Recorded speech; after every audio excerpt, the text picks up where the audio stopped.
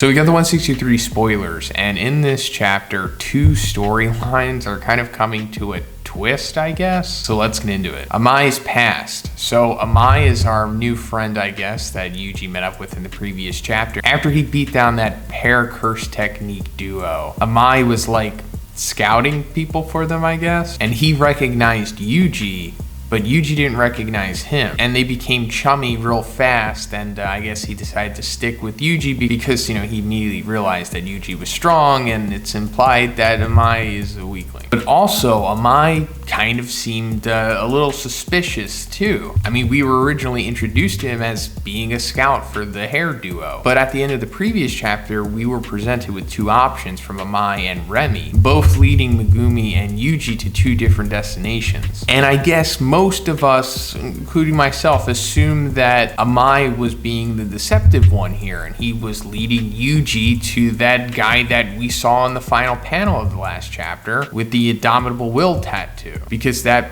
makes sense. First of all, like I said, he was originally a scout. Second of all, Yuji didn't recognize him. Third of all, they kind of look similar, I guess. And then fourth of all, he says, when is that kid going to bring me the next sucker? And Amay obviously is a kid, more so than Remy, because Remy looks like, of an ambiguous age. She could be 16 or 30. But no, it turns out in a twist that it's actually Remy who is working with Indomitable Will Guy here, because according to the spoiler, she's bringing Megumi to him. So that's pretty interesting. Nice little curveball from Gege here. So in my previous spoilers video, I speculated that Remy was like a wolf in sheep's clothing because maybe she was a 1,000-year-old sorcerer just, playing dumb, but no. Turns out she's a wolf in sheep's clothing for another reason, and that's because she's like the scout for Indomitable Will Guy. But it's also possible that an Indomitable Will Guy is a 1,000-year-old sorcerer, and I say this because before they had entered this Culling game colony, Megumi was telling Yuji about there being 1,000-year-old sorcerers in the Culling game and to watch out for them. So I assume that was Gege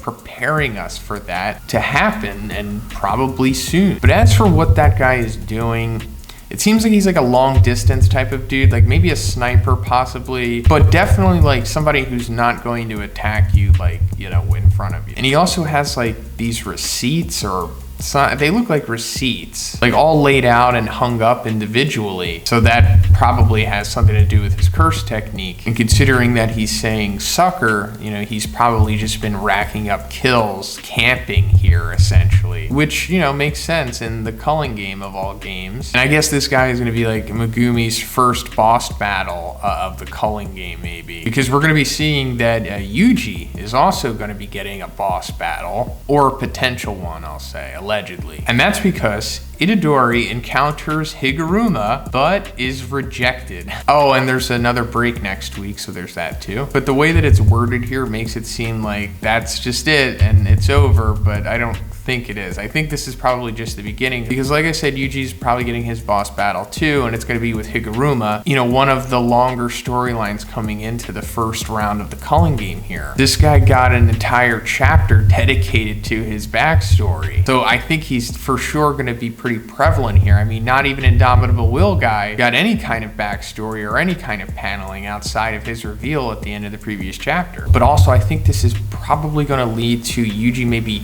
forcibly making Higuruma use his points to make the rule change, because that's why they're looking for him. Yuji and Megumi are trying to ask somebody who already has 100 points to make a rule change so that Sumiki can leave the Culling game. And it was either going to be Higuruma or that other Hashimo person, who is most likely a sorcerer from 1,000 years ago. But Yuji clearly found Higuruma first, the guy who had a chapter dedicated to himself, and a guy who I think a lot of us are excited to see in action, because we only got a glimpse of what his curse technique was, which is implied to be powerful at this point, because he's only one of two people to have 100 points at this point in the game. So this is probably going to be a difficult fight for Yuji, I assume. And like I was saying, it might end with him beating Higuruma to the point of where he can force him to make the rule change, but obviously it's not going to be that simple, because this is just their first boss battles. It's not like they're just going to get Sumiki out of the game this fast. So something is going to happen for sure. It's not going to be easy. But considering that we know nothing about Higuruma's curse technique other than it could have something to do with balance or justice or something, because it has the Lady Justice scales to it. So I can't really speculate about what could happen here. I want to think that maybe Sukuna is going to do something, but who knows? But we do have a little bit of extra information about the chapter here. So Amay belonged to a delinquent group. Although his position was low, one day the group tried to extort a victim, but Yuji was passing by and asked them to stop. So this is going to be a flashback to how Amay legitimately knows Yuji, which I guess him being suspicious was just a red herring from Gege in the last chapter. But we have teenage justice superhero Yuji here. The group thought that Itadori is just an ordinary middle school student and took light of him, but little did they know that he was a carefully crafted vessel for the King of Curses. It ended that Itadori beat them down easily, as expected. Itadori looks at Amay and thought, seriously, do you really want to fight in the Culling game? And that's a great question. I assume that he didn't get into this entirely voluntarily. He probably got strong-armed into it by the duo or whoever. But first, this video is sponsored by the Listen But Don't podcast. Here's a clip from the show. Billy Mays here from OxyClean. We got the alien wrench for you today. We know you've heard of the Allen wrench before, the wrench that works on Earth, but if you need an interstellar wrench that works in outer space, go ahead and get yourself an alien wrench today. They can work on any kind of UFO and any kind of other outside of Earth situation that you may possibly need. Billy Mays here for the alien wrench. We're gonna take it away to ET real quick. ET phone home. Need alien wrench to fix my mic. Oh no. Venom! I just ate you. ET. Hi, my name is Venom. ET die.